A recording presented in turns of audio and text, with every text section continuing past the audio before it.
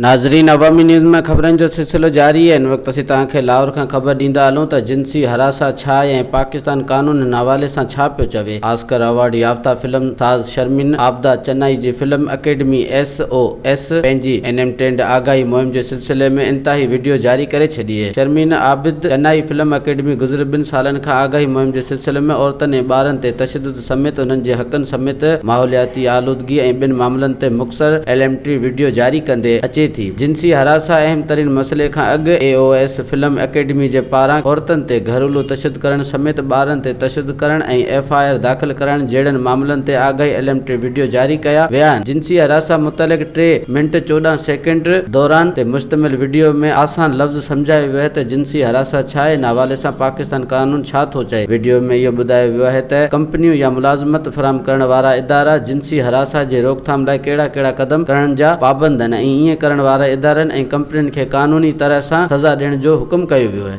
वधीक ख़बरनि ऐं तफ़सील जे लाइ विज़िट कयो असांजी वेबसाइट awamiNewsHD.com ऐं ॾिसंदा रहो अवामी न्यूज़ HD।